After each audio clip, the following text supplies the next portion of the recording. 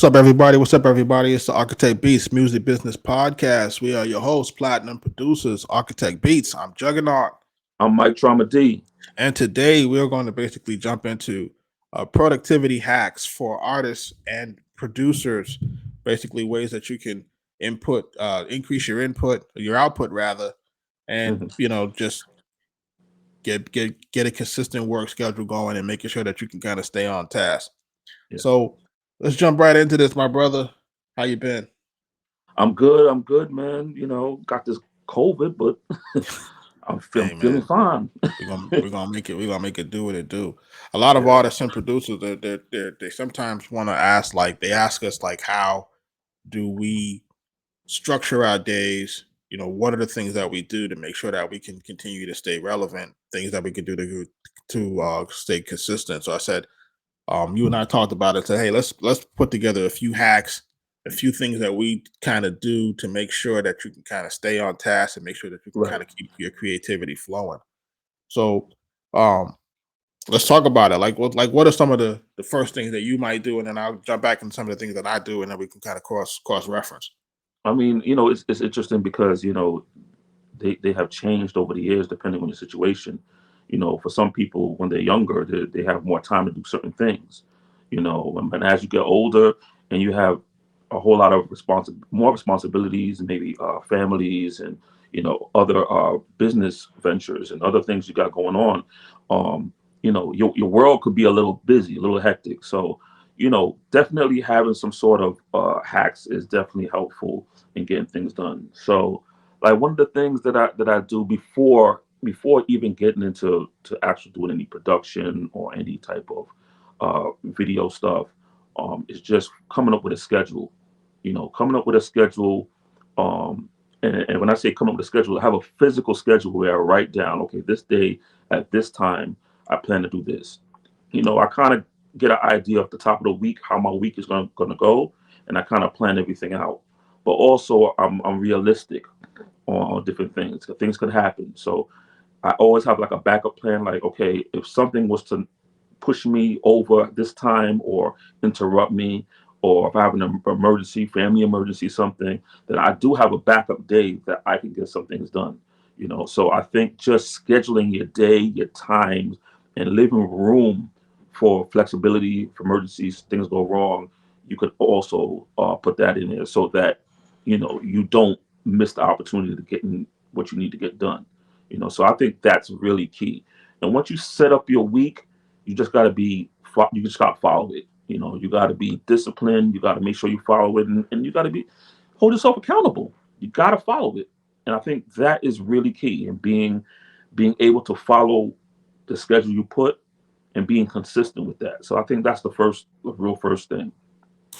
I think that's you just said a whole lot, because being intentional about having a calendar and being intentional about setting up your schedule and understanding your time. Um, I think in my world, now that we have the kids and all of this type of stuff, like, you don't like you have to schedule stuff, because you just don't know. You have a lot of different things that may or may not happen. Kids get sick, this happens, like you said, emergency, so forth and so on. And your schedule, and you being very intentional about your schedule, is probably the best way to kind of make sure that you can keep yourself on task most of the time. You have Right. some situations where you might not be able to do everything like you said, but at the same time, if you've set up the schedule, you'll be able to hit most of the things that you need to do to make sure that you can really stay on task and make sure that you can kind of create the situation that you need.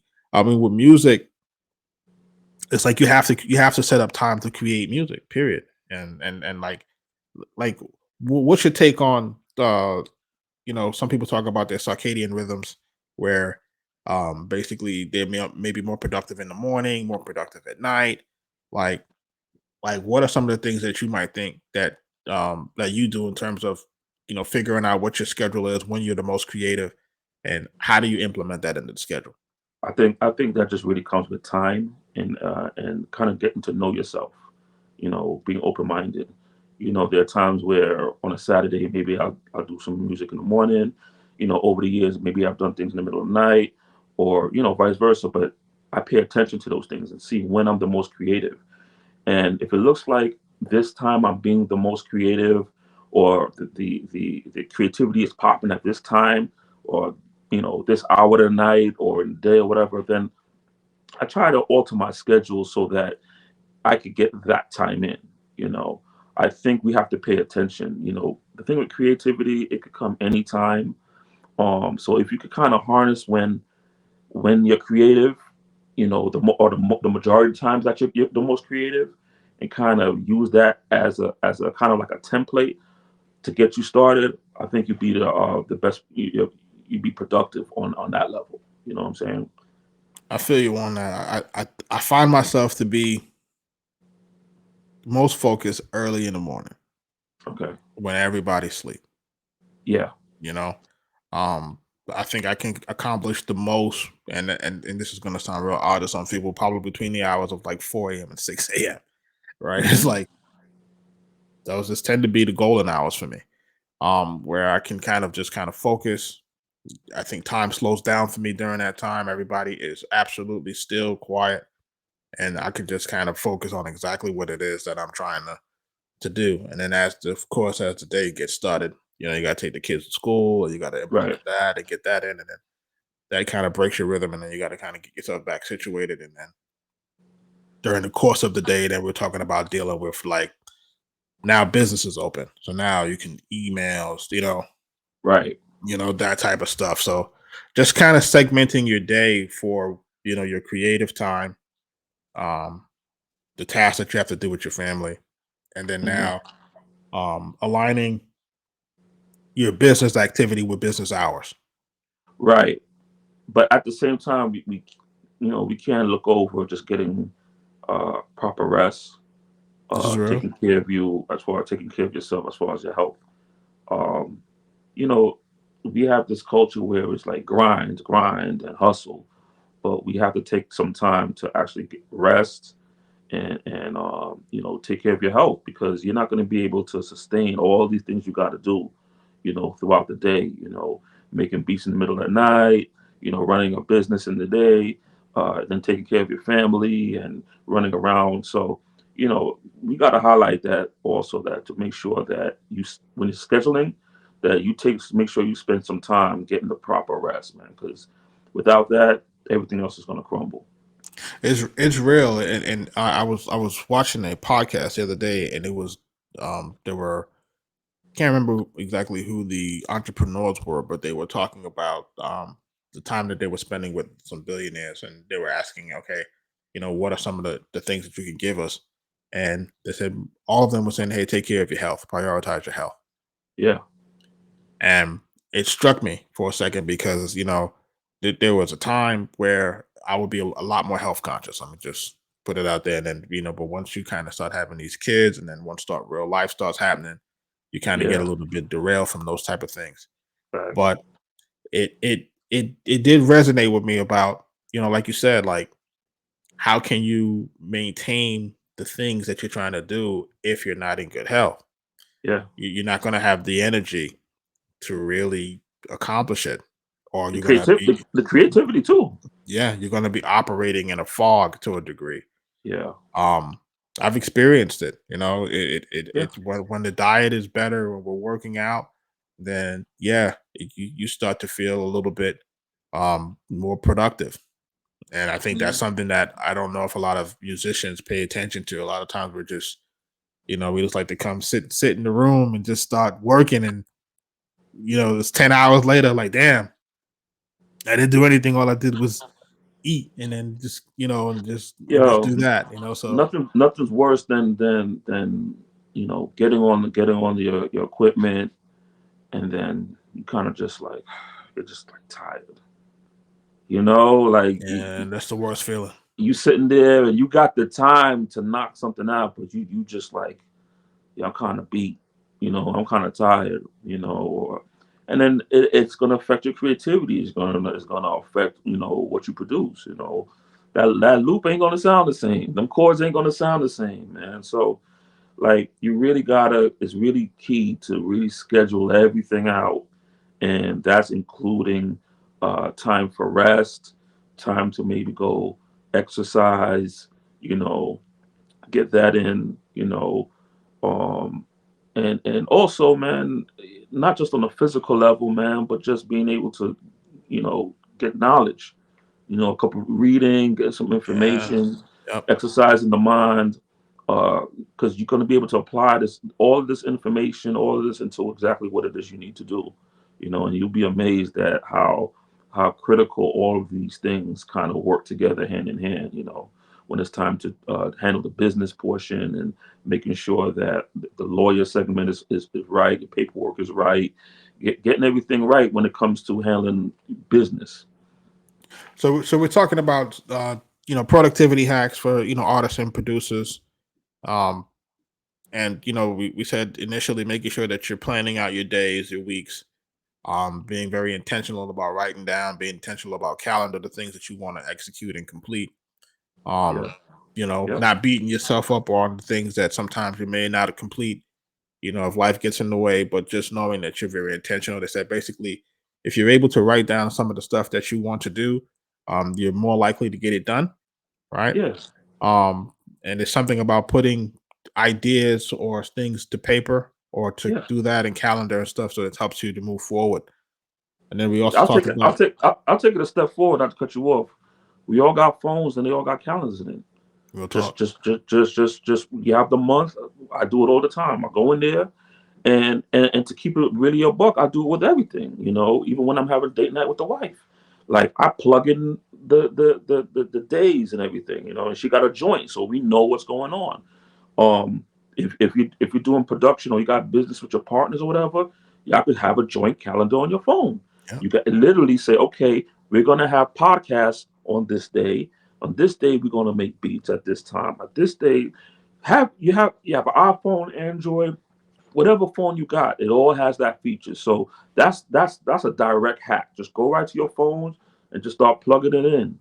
Set your days up and then just follow it, and you'll Yeah. see that you're productive. Make it easy for yourself. It don't got to be hard. You don't got to put it on a piece of paper and put it in a corner somewhere. Put it on your phone. Put it on whatever you're gonna see every day.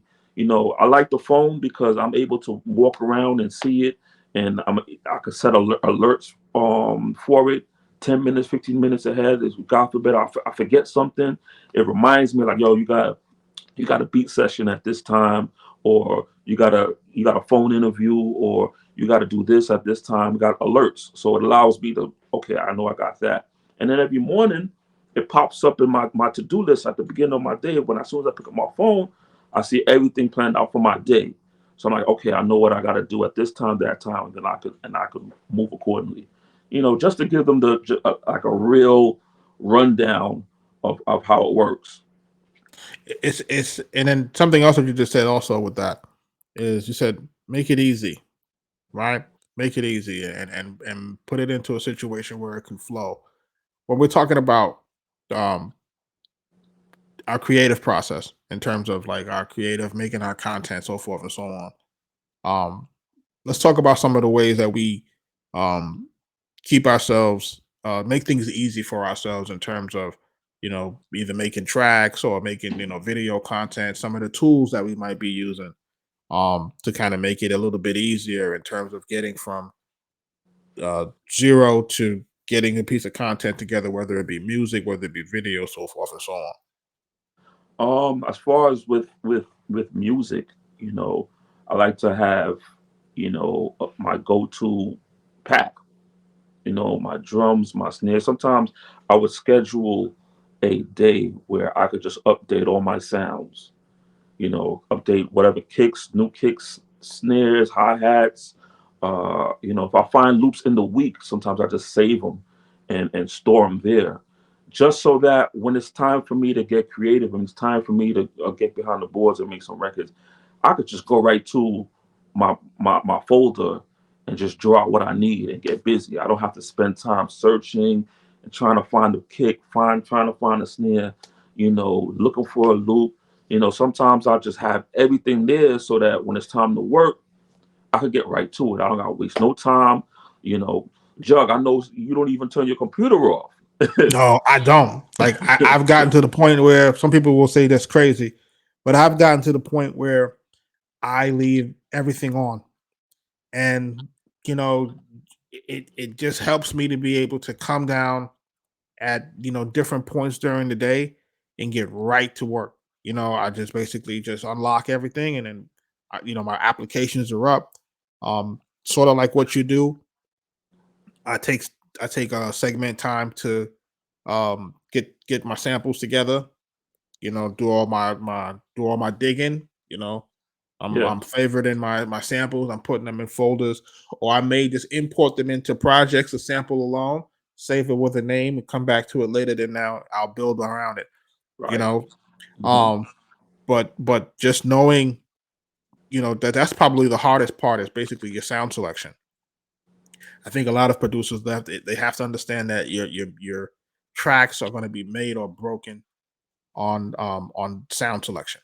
If you're not choosing the right sounds, if the sounds don't have the right fidelity, if these snares ain't sounding the right way, if these samples are Hmm. not sounding the right way, if the sound modules don't have that feeling to it, it can kill your record. And at the same Yeah. time, there's nothing worse than having the record done, and then you need that final sound, or that final part of the record, and you're searching through all your modules to find it, going through all Man. your VSTs to find the sound, because you haven't done enough research to know where to find that sound. Like, what I'm saying? Because there Yeah. are so many VSTs, there are so many sounds and situations, you have to really make sure that you know what your go-to sounds are.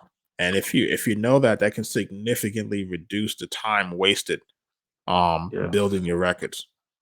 Yep. Like, Yep. that's the thing to me, that's been the most helpful. It's like, hey, pre take a time to pick your sounds, pick your packs, like you said, maybe even your MIDI files, like put all of those Yeah. things in certain folders so that they're easily accessible and you can get to them when they need to get caught to them. From a video Yeah. content situation, I think you and I, we sometimes will drop topics, to each other during the course of the week. Like, they may be something that may be going on. Like, somebody might come into our feed and he may be talking about something, or they may be talking about something that we feel like, hey, we need to talk on that. Yeah. Expound Or, on it. yeah, Yeah. or there may be some information that might be a little bit misleading, or there may be just comments that may come in from different people. So if you have comments or stuff like that, everybody reach out to us, and if you have some questions or comments, and we use those things to make our content, or Yeah. to kind of have an idea of what we want to talk about. Of course, this is going to save us time, because if you don't do it, you can kind of be stuck, Right. and you're trying to figure out what you want to talk about, and that can, use up a lot of time when you're trying to kind of get to it. Absolutely. Also, another one as far as with me on video content, um, you know, sometimes I just put the camera on me while I'm making a beat, kind of not even realizing, just place the camera, push your phone or whatever, just position it, and just make some beats. While you're working on beats, you're already recording the content. You know what I'm saying? So that's like killing like two birds with one stone. While you're creating a beat, while you're working on music, is you're recording it, and then after when you're done with the beat, now you actually have content that you could chop up of you either creating the beat or you just want to showcase the record or whatever the case may be. So that's another hack that can always be used in content and just making things go by, be more efficient and more effective in your production. I have to get better with that in terms of recording while I'm making. Hmm. Like, it makes the most sense, Yeah. because it's just, in this day and age, I want to give just let some producers and artists know, you have to record your process now. There was a time when you didn't have to do it. Now, this is what Hmm. people want to see. People want to see you do the process. They want to see what went into, um how'd you get to where you got to. And you have to realize there's a lot of value in the process. And this is the day and age where folks are really paying attention to people, um trying to learn how to do things, and Right. people want to understand what is the process behind what it is that you're doing.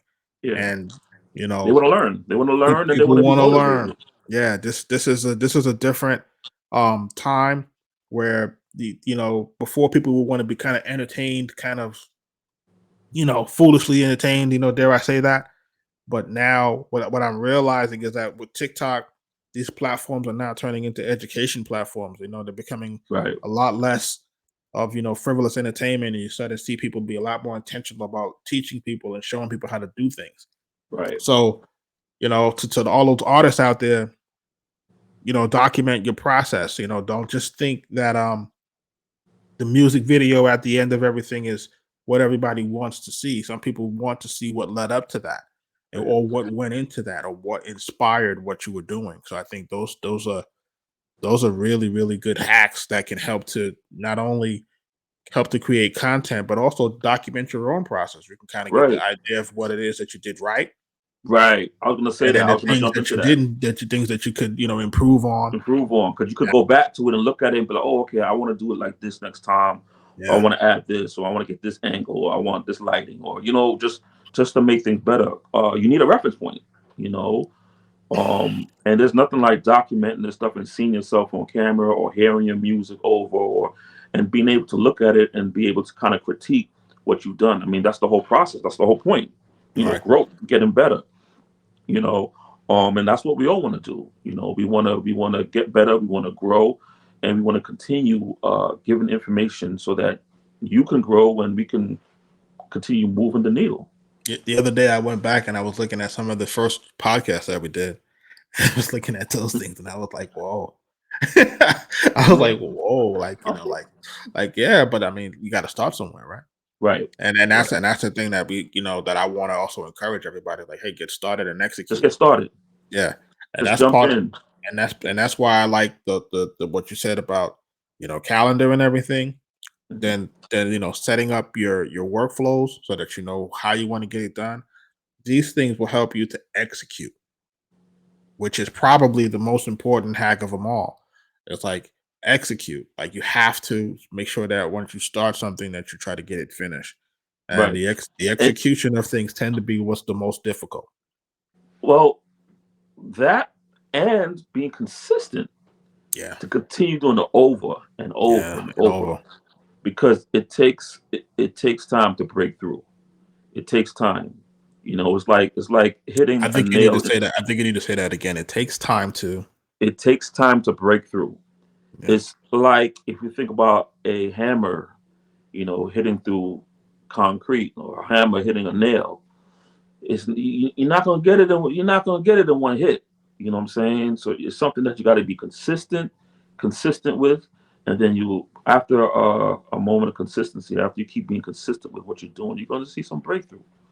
And And the key to it is not to kind of steady be looking at wh- the success.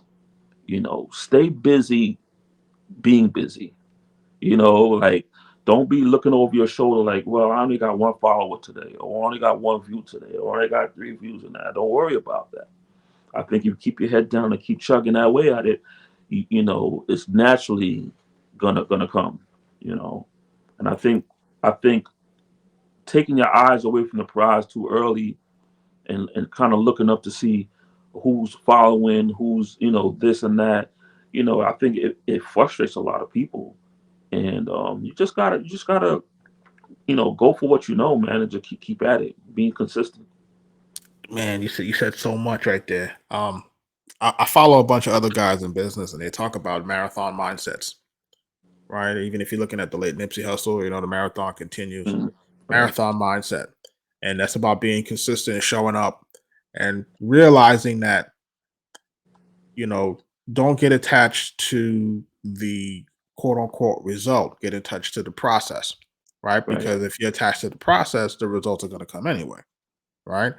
So, like, everyone says, "Hey, I want to get in shape," but the reality of the situation is that if you show up every day and you eat right and you work out, your results are going to be there regardless. You know what I'm saying? So it's Right. like this is the situation: is that not to get married to, like you said, the numbers. don't get married to who's watching, get married to the process. The As you process. as you get better and as you continue to do what you're doing, then you'll get more people over time, because at the end of the day, we have to really look at it. It's like when we were first making beats, we were first making tracks. Some of them were good, some of them weren't, Right. right? And that's just reality of the situation. As we started to now refine our process, as we started to get better equipment, and as we started to collaborate more frequent, then our value started to. Right. Then it gets to a point where anytime you play a record, it don't miss, right? Because at the end of the day, it's kind of like you start to know what it takes to get there, but you have to, it's a process of doing that, and we were dedicated to that process. The outcomes are going to be the outcomes, Right. regardless of what that's going to be. Right. Because Um, you don't always have control. You don't have control of the you outcome. don't have control of the outcome. You have control of what you do and what Right. you put into it. Right. But so that's really the thing that I like to drive home in this situation. Like you said too, it's like, hey, be The pro- consistent. mhm. The process thing, man, like is so it's such an interesting point that you're making because the process comes in many different ways and it could touch any area of the music business. For all the folks who got 9 to 5 jobs, like there's a process working at your 9 to 5 job that you can always bring to the business of the music. Whether it's showing up on time, whether it's getting something done, where there's accountability for something you didn't do. Like that frame of mind, all of those things that's happening at your day job, like you can apply it to your business. There's so many things that you can learn at your day job that you could transition off into your own stuff. So for those who are 9 to 5ers, man, don't even like trip about having a 9 to 5. You should utilize the process, utilize some of those things because some of these things can be tools. Some of these things are helping to discipline you so that when it's time for you to migrate over, or if if you're an entrepreneur and have your own situation, you can move those things over and use those same skills, those same tactics, the process. You can move it right over, and you won't even miss a beat. Like there's plenty of times me and Jug had to go into big meetings with corporate executives and this and that, and because we've had experience, on both sides, we're able to go in these meetings and talk that talk, and then be able to hold certain conversations and be able to make deals. And that's a real thing because you have to see what you're doing and see how it applies to where you want to go. And I think when you said that, I think, and I'm glad, I'm hoping that people are listening to that. That just because you are in a certain position right now, you have to look at these things that you're in, and you have to say, okay, why am I here, and what does this, and how can I use what's here to Right. move me forward and the other things that I want to get into. And like you said, that could either be, hey, just the simple rhythm of getting here on time. Just to, in most jobs, you're gonna have to be dealing with situations, dealing with teamwork, right? Mhm. That's another thing that that you might want to be able to carry over into your music situation. Because listen, if you think you don't need a strong team to succeed in this music business, you're wrong.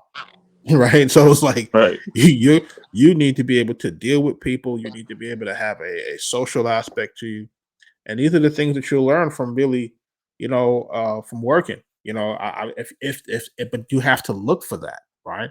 If your mindset is just, hey, this job is bullshit, da da da da, da, it could be at the end of the day, but you have to realize that part of the reason why that's a successful business is because there are some things that people are doing right. So you have to be able to identify those things, And take that can be those, used as a hack. use those as a hack, take those things and apply it to your own business. Hmm. Because you, as a musician or an artist or whatever, you are going to become a business at some point. There's just no getting away from it. Like you become a business. Once you start to create music for mass consumption, you become a business. Point blank, period. So you have to start to understand, like, how do you take these things that are happening in real life and translate them to what you got to currently be doing? And if people were more a little bit more mindful of that and say, okay, I'm here, I'm doing this, I may be at a low level job or maybe at a high level job.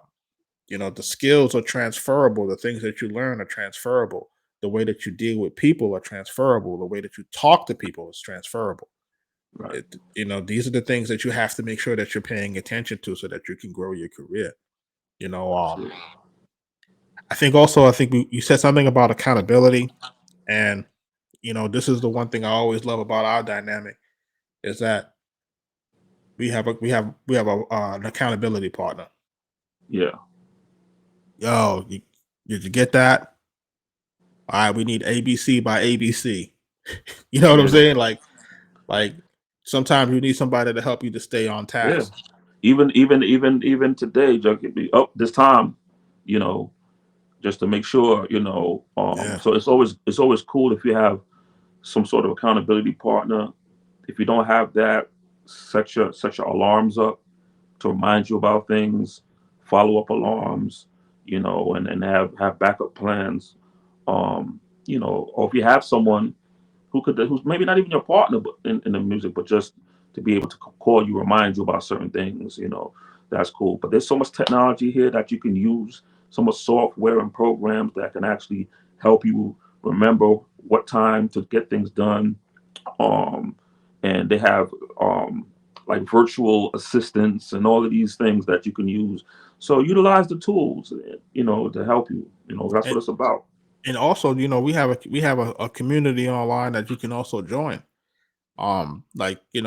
There are other independent artists, other independent musicians and producers that are in those things that are going through similar situations. Yeah, Like this is what the internet is for. It's to help to bridge those gaps and to learn from other people and get partnership. yeah, yeah. But I was saying also, when it comes to that accountability situation, is and I'll go into something a little bit crazy. Like when my father passed away earlier this year, it was like trying to understand, like, how do I get back on track, right? And like, how do I get back on track? How do I figure out like what is going to be the daily cadence of what it takes? And this is when you and then Sean Anthony Baker, like, the things that y'all are doing on the back end, because y'all continue to do stuff, send stuff, whatever. That's what helped to kind of get me back into the situation and get accountable back for the work that I was kind of falling away from, because you're going through what you're going through with real Yeah, life.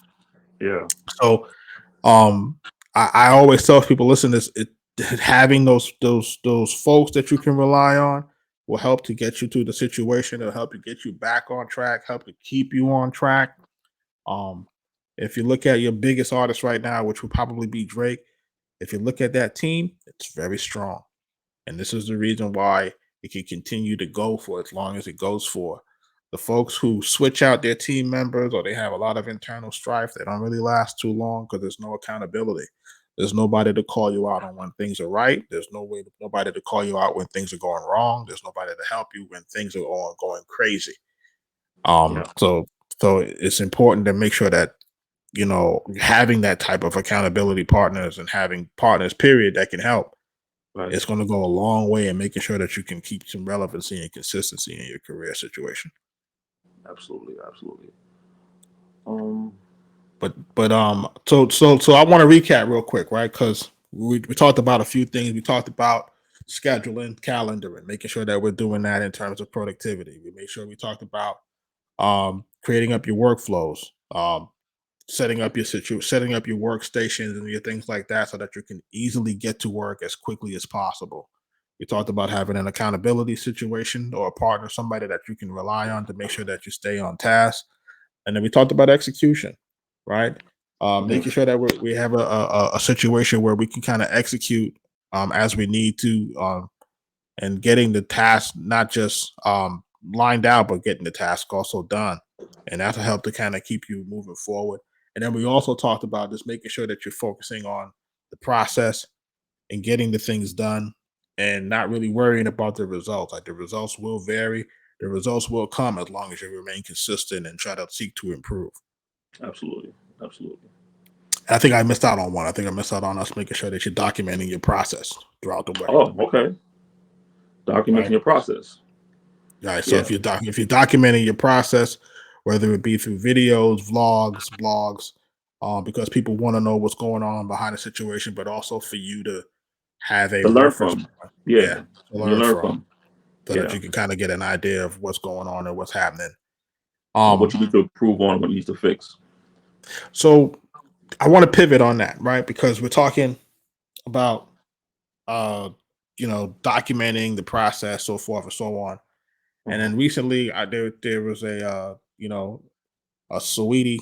She released her project, and it came out to very little or low fanfare, right? Like it didn't Hmm. really do the numbers that were, I guess synonymous with her social media level. Because from Okay. what I'm understanding, she maybe have millions of fans and stuff like that, but the sales numbers were probably like 2,000 or something like that. Yeah. So I guess the question is being asked is how can someone that has such a huge following do such poor translation in terms of their sales? And I mean, I it's wanted us happened. to talk about that and to try to let artists kind of get an understanding that followings and stuff like that doesn't necessarily translate to customers. Well, this happened. This happened before, though. It's happened with. This even happened with big artists like Nicki Minaj at one time. Right. Where your following is so huge, but then it doesn't necessarily translate into the sales. You know, um, there's I think there's a lot of things that come into play here, which makes it a perfect storm. First of all of your followers aren't necessarily human followers. That's one thing.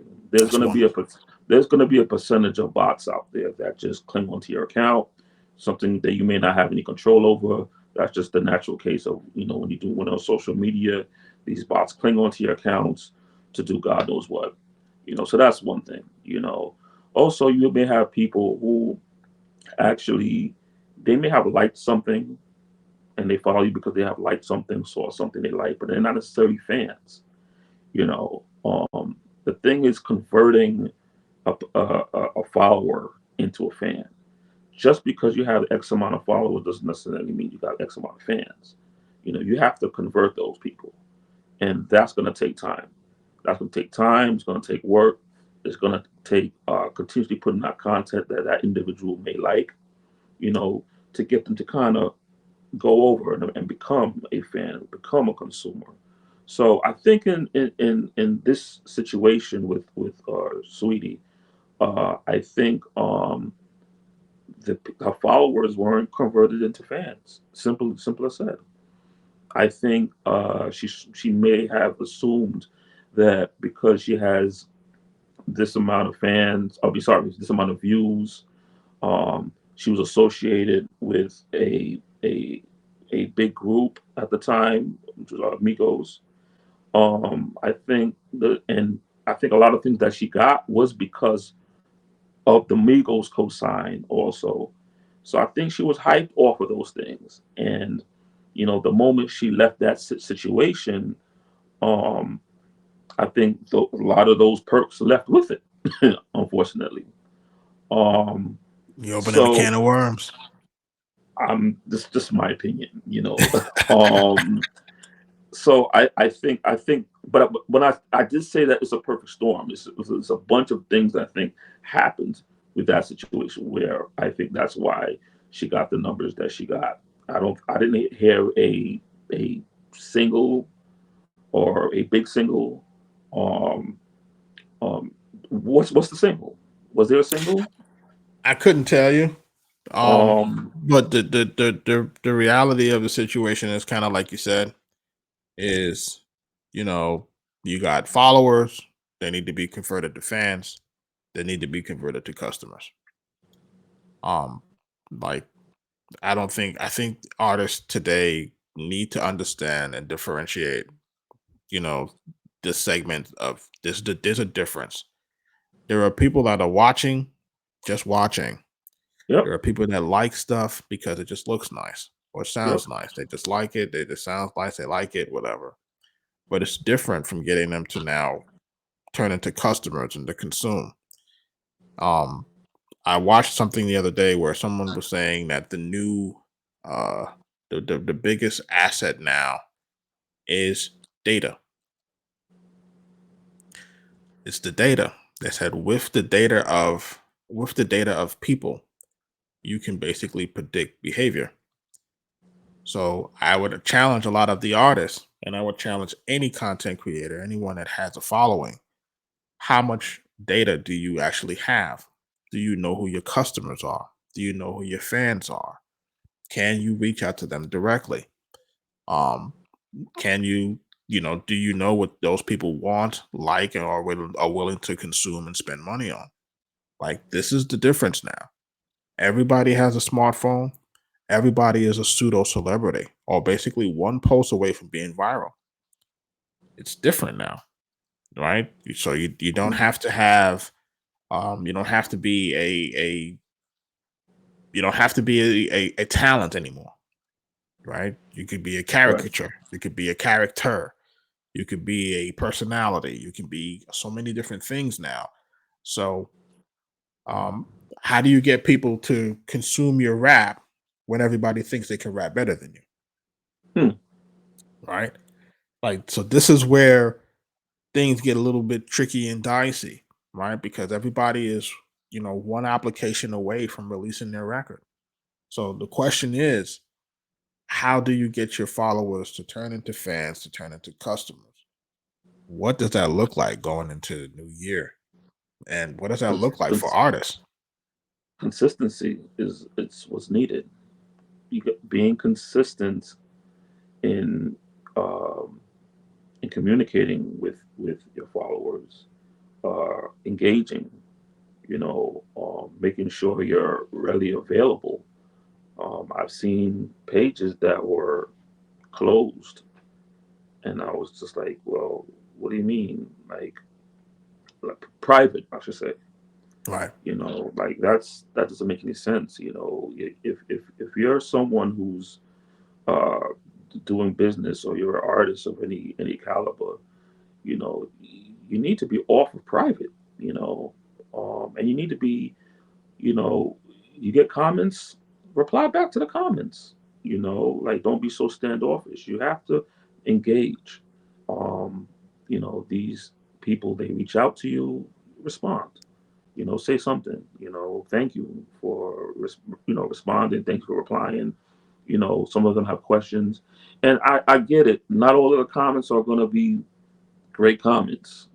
Some comments, people could be very mean, and they're in their own feelings. But you know, comment though. Say something. Get the people talking, get the people engaged.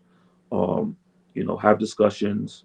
And make them feel like they're part of your projects. Offer live events where they can pop up, or offer tickets where they can see you backstage.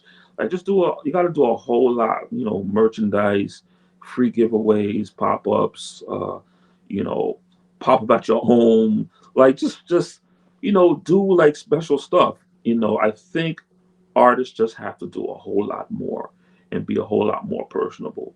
I damn near think they need to do home pop-ups on people, and go and have dinner at your home, and shake your hand, and Listen, you it's know this is you see, I don't people will look at that and will think that we're being facetious or sarcastic, and not realizing that the level of how granular you have to become in order to convert fans to customers. Like like if you're not creating an experience for these folks, how are you going to get them to spend their money? yeah, Like, they gotta feel like they're part of your team. yeah, They gotta feel, because look, everybody wants to be quote unquote down. Everybody wants to feel like they belong. That is like human nature. You want to feel like you belong. And as an artist, if you're offering, you know, you know, something that makes them feel like they belong, whether being part of the recording process, or letting them feel like they're part of, hold a position in your club, or they get some sort of limited, exclusive merchandise, or some sort of backstage meet and greet. Like, artists got to do so much more. And the thing is, it's not like you got to do a million. You just gotta have a handful of some real fans that will rock with you for every project. Yep. And if you do that consistently, man, you will make a such a good living, Yep. on your craft. And I think that's where it gets lost. I think we get caught up into the old model, that you could just kind of, you could just be that mysterious, the artist, the customers don't know who you are, or you just kind of float in and float out, and you have this air about you. Those days are gone, man. Those, like, you have to become so immersed in your customers. You have to know, and I think I give props to Ryan Leslie for identifying that very, very early. Early. Yeah. You got to know your customer, like, period. Like, if you don't know who your customers are, if you don't know the names of the people that's coming to your shows, if you're not setting up those private events like you said, if you're not giving back, if you're not giving the freebies out, the giveaways, if you're not creating the experience for your fans, you're dead in the water. Was this And was this was this Sweetie, a independent release, or was a major release?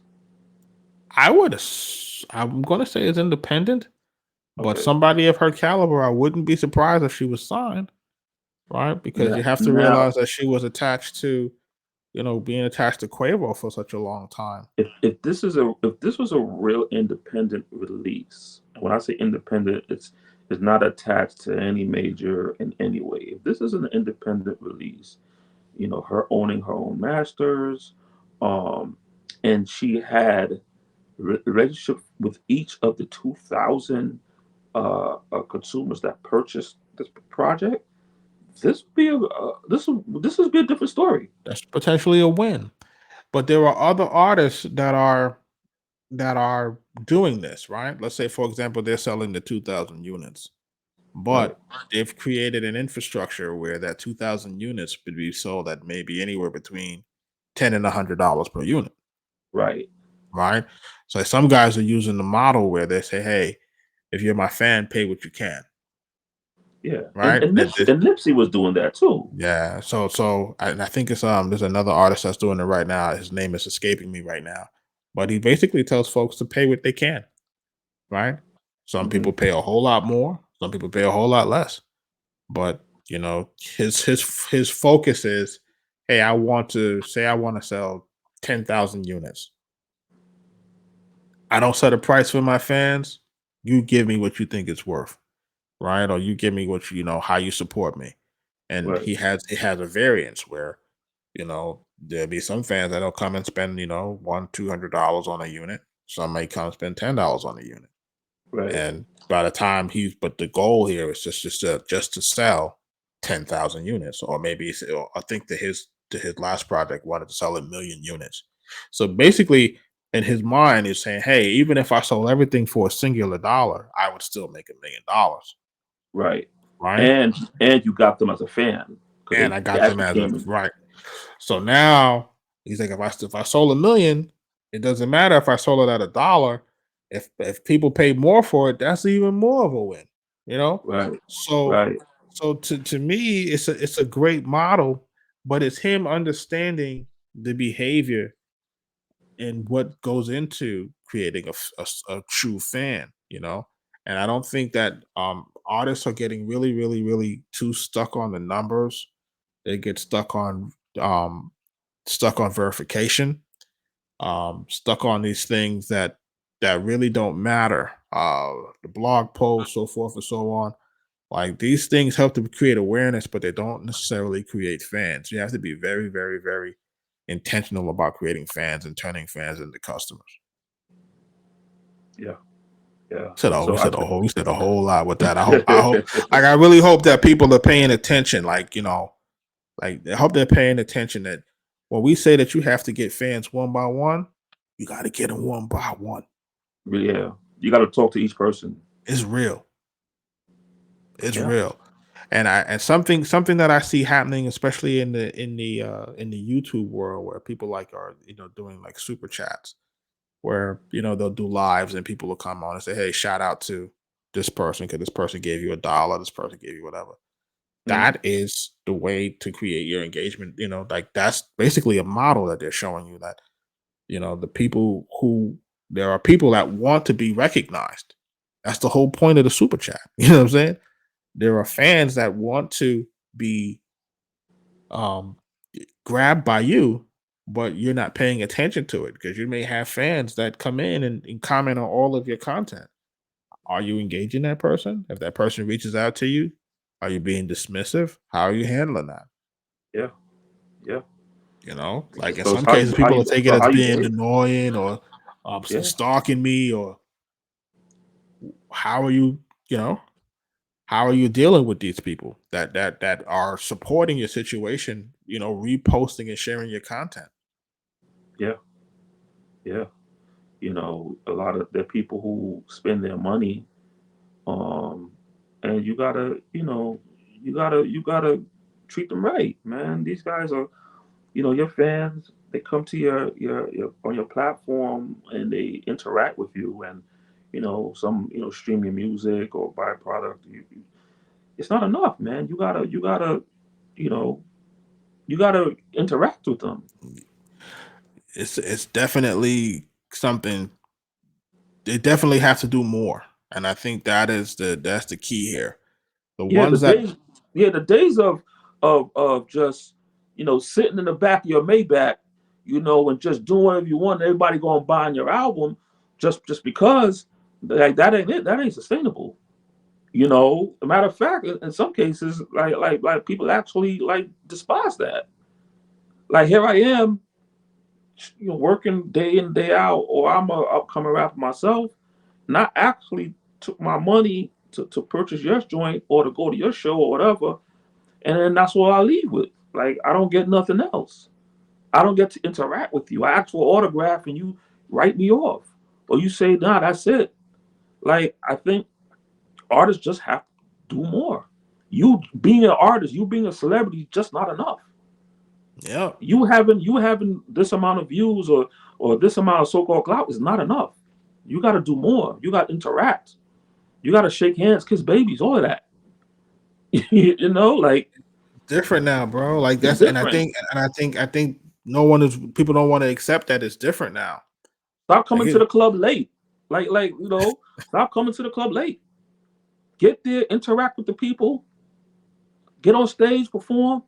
After, have your merch set up, shake hands, hugs, take your pictures, your autographs, your setup, and then y'all move out like a team yep, and off to the next venue. yep. Collect That's these gonna emails, collect these phone numbers. Hey, so and so, I'm going to be at the spot tomorrow. I'm yep. going to be here. I'm coming to your city. Set it up. Like you got to do a whole lot more. Hey, Janice, I'm going to be at your town tomorrow. Hey, so and so, I'm going to be in your city next week. You gonna come through check us? You got to interact. Hey, I got some free merch for you. Come through. Bring a friend. That, that's Yeah, that's that's that's that's the y'all way. do y'all do that when y'all want to holler at chicks and do all. Y'all can't do that for your career. T- Tell them. I mean, When, like when I've you been want to I've been bag a chick, you be on that, right? I'm coming through, blah blah blah. But for your career, you gotta then do the same thing. You gotta reach out when you in the town. You gotta reach out. Hey, we're gonna be at this. You coming through? Come support. I got free merch for you. I got backstage passes. Come through. Bring a friend. jewels. That's all I can tell people. These are Yeah, you jewels. gotta do more. You gotta Got to do do more. more. You got to give away stuff. You got to make people feel special. You got to make it feel like your project is the it project. Make put why don't you put credits of all the people, do a pre-sale, and everyone who pre-sale, put their name in your credits. Like, there's so many things that you could do to make someone feel special, make a fan feel special. Do a shirt for that person's city with their names on them too. All the people, your fans in that city, and go there and give it to them personally. Like, you can come up with all sorts of stuff. It doesn't take much. I could be here all day. It doesn't take much for a person to feel included and feel special as you're an artist. It's the Arkatech Beatz Music Business Podcast, folks. I'm telling y'all, man. Like, you're not going to get this game like this, no person. You're just not. I'm just telling people, like, you're just not going to get it this way. The question is, who's going to listen to it and who's going to execute it? Who's gonna take this information? Who's going to take it and who's going to execute it? That's it. That's all I got to say, bro. That's all I got. That's all I got for the day. You know what I'm saying? And listen, if you haven't already been following us, make sure you like, comment, follow, subscribe.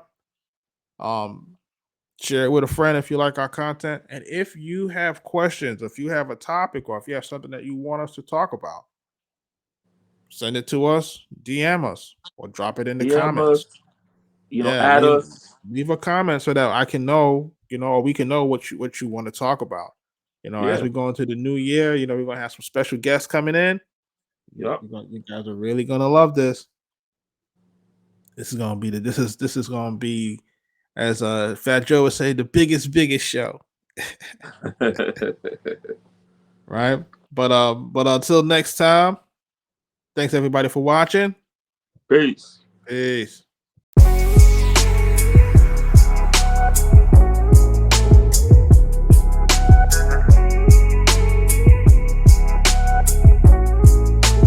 Arkatech